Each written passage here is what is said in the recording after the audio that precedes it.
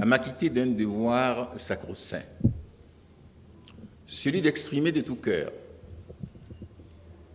à son Excellence, Monsieur le Président de la République, Patrice Talon, chef de l'État et chef de gouvernement, pour son leadership éclairé, sa détermination inoxydable pour faire de notre pays un foyer, un joyau de développement à l'échelle non seulement de la sous-région, mais du continent et hors du continent.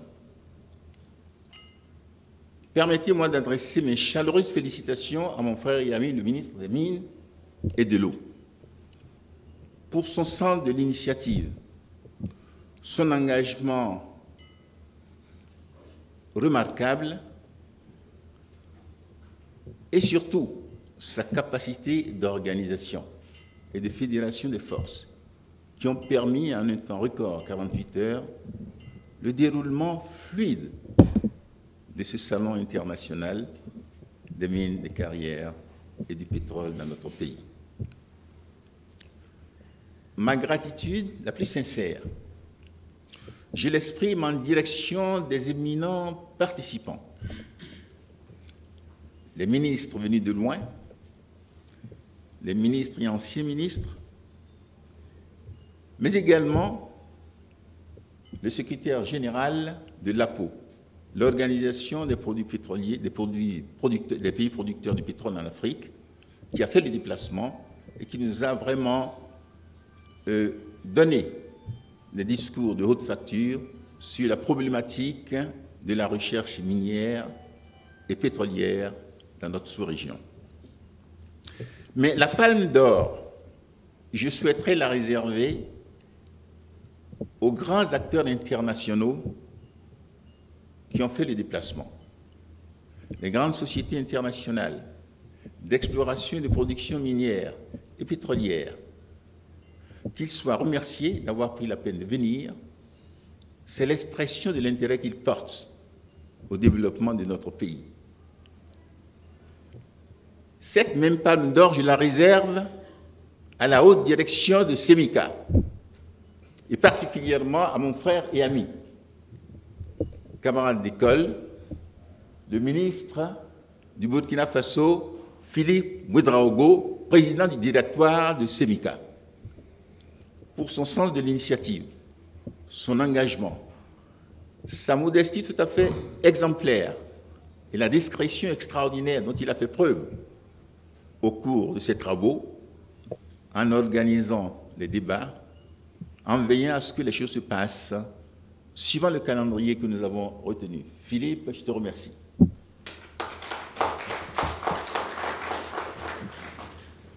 Notre reconnaissance va également en direction des sponsors, ceux-là même qui, calmement, mais avec beaucoup de sincérité, ont tenu à apporter leur contribution multiforme et surtout financière pour permettre le déroulement satisfaisant de ce salon international des mines, des carrières et du pétrole dans notre pays, qui soit remercié. Une ovation pour ces sponsors. Et le ministre des Mines et de l'Énergie aura tout le loisir d'aller un peu plus dans le détail. En tant que président du directoire, je voudrais de façon très synthétique vous livrer la quintessence de nos réflexions, de nos délibérations pendant ces 48 heures. Nous avons organisé le séminaire en 4 panels. Le premier panel est intitulé « Panel de haut niveau sur les opportunités d'investissement dans le secteur minier et pétrolier dans nos pays ». Panel de haut niveau dont les travaux ont été essentiellement focalisés sur les problèmes de stratégie et de politique. Et à cet égard, permettez-moi de remercier très chaleureusement les ministres, particulièrement le ministre du Cameroun, qui, au-delà de son manteau politique, a utilisé son expertise pour faire avancer les travaux aux côtés de ses pairs. Monsieur le ministre, nous vous remercions chaleureusement pour l'amour que vous portez à notre pays, la République du Bénin. Ovationnez son Excellence, Monsieur le ministre. Le deuxième panel porte sur l'état des lieux de la recherche géologique et minière dans notre pays ou dans nos pays. Et là, je dois remercier et féliciter sincèrement les cadres nationaux qui ont démontré de manière éloquente la profondeur et l'éminence de leur expertise dans le domaine de la géologie, de la recherche minière et de la recherche pétrolière. Je les remercie sincèrement. Ils ont fait honneur au Bénin dans la présentation des différents thèmes qui ont été retenus à ce sujet. Le quatrième panel porte sur les opportunités d'investissement dans le domaine du pétrole et des mines dans nos pays. Et là, je dirais que c'est un peu le cœur de l'ouvrage. Nous avons interpellé sur ce sujet très important les acteurs internationaux. Car ce séminaire, ce salon, nous l'avons fait pour eux. Qu'ils viennent redécouvrir notre pays, ses potentialités, redécouvrir les pays de la région, leurs potentialités, et reformuler ou reformater leur engagement pour que le pétrole, les mines, les carrières deviennent réellement le vecteur de la croissance économique dans nos pays. Je les remercie également et je reste persuadé qu'au moment où nous allons clore ce salon, ils partent avec la conviction qu'ils passeront à l'action dans les semaines et les mois qui viennent. Remerciez-les chaleureusement. Enfin, rien ne peut se faire sans la loi. Rien ne peut se faire sans la réglementation. Le quatrième panel qui s'est déroulé cet après-midi a porté sur le cadre réglementaire. Le cadre, la matrice même qui porte l'industrie pétrolière et minière dans nos pays. Et là, nous avons touché du doigt les problèmes de fond. À l'entame de ce séminaire, notre souci était d'abord de nous fixer un objectif qu'on puisse atteindre assez rapidement. Quel est cet objectif? Est-ce qu'on va rassembler les différents acteurs internationaux pour rien? Faire venir des ministres de très loin? Réveiller les talents des acteurs nationaux? Non. Nous avons dit que notre objectif, c'est de faire en sorte que ce salon débouche effectivement sur la renaissance de la production minière et pétrolière dans notre pays et dans la sous-région. Cet objectif peut paraître ambitieux, mais on l'a posé, on a campé le décor et il nous revenait pendant les délibérations de voir les voies et moyens qu'il faut activer pour effectivement atteindre cet objectif qui est très important pour l'économie nationale, pour les économies des pays de la sous-région. Faire en sorte que toutes les voies et tous les moyens soient examinés avec sincérité pour qu'enfin nous reprenions le chemin de la production pétrolière et minière dans nos pays. Alors pour cela nous a conduit à voir objectivement quels sont les ingrédients, quels sont réellement les facteurs déterminants pour la renaissance de l'industrie pétrolière et minière dans nos pays. La première chose qui est revenue sur toutes les lèvres, et particulièrement sur tous les lèvres, particulièrement pour ce qui concerne les acteurs internationaux, c'est la nécessité d'assainir l'environnement institutionnel et l'environnement des affaires. Car l'investisseur ne viendra jamais prendre le risque de l'investissement dans un environnement qui est chaotique.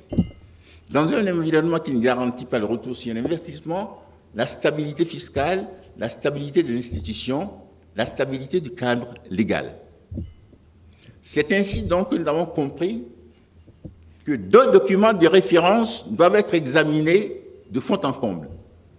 Ce que nous appelons le code minier et le code pétrolier, car c'est deux documents qui réellement encapsulent les devoirs et les droits de chaque partie lorsqu'on vient investir dans le domaine minier et pétrolier. Il est apparu clairement qu'il y a des efforts très importants à fournir par les pouvoirs publics pour procéder au nettoyage, je dis bien au nettoyage des codes miniers pétroliers tels qu'ils existent aujourd'hui, à leur reformatage, afin que les préoccupations légitimes de ceux-là même qui sont amenés à prendre des risques sur l'investissement soient satisfaites.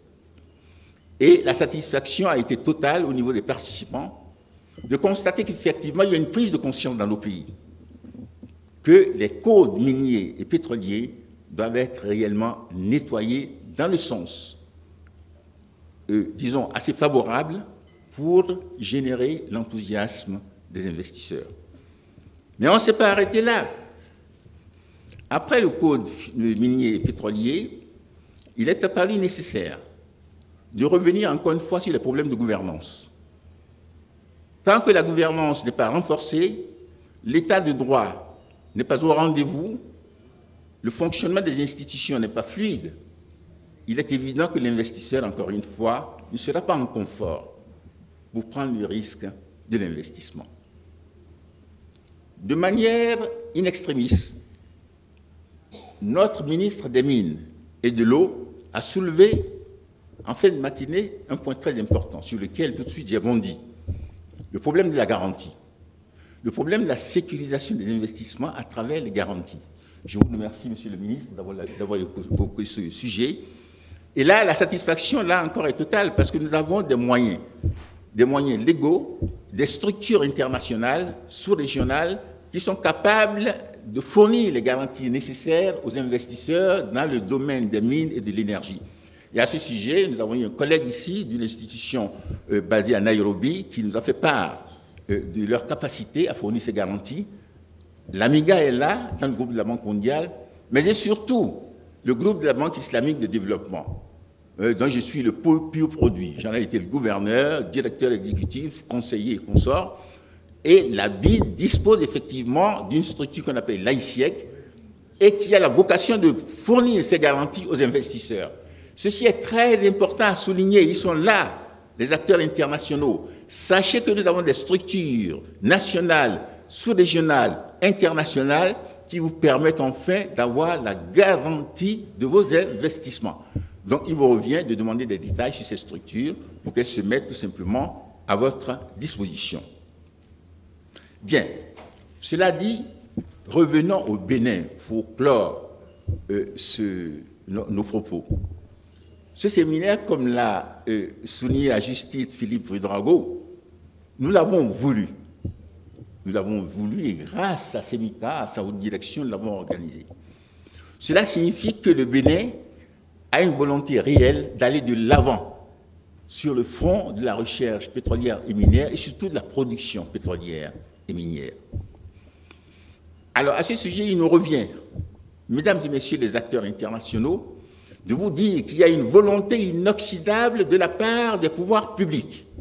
Son Excellence, le Président de la République, son gouvernement, le ministre des Mines, qui est le représentant par essence de tout ce qui concerne le secteur pétrolier et minier, cette volonté existe, elle est clairement affichée, et nous avons le devoir de le souligner à l'adresse des investisseurs ici présents. Qu'au Bénin aujourd'hui, vous avez là une volonté politique qui n'existait pas dans le passé. Nous avons le devoir de dire aux investisseurs que le Bénin a maintenant un environnement des affaires et un environnement institutionnel tout à fait porteur. La gouvernance est au rendez-vous. Le leadership est fort et productif. Le rôle du secteur privé est magnifié. Mais surtout, la lutte implacable contre tout ce qui chatouille les velléités de corruption. C'est dire du coup que vous êtes dans un Bénin nouveau, messieurs les investisseurs, et que les conditions sont réunies pour que vous fassiez ce qu'on appelle le saut de l'ange, c'est-à-dire investir dans un secteur à risque. Et à ce sujet, la volonté de nettoyer notre code minier, notre code pétrolier a été clairement affichée par les pouvoirs publics, par le gouvernement, comme en témoigne, et en témoignera tout à l'heure dans son discours de clôture, mon frère le ministre des Mines et de l'Eau.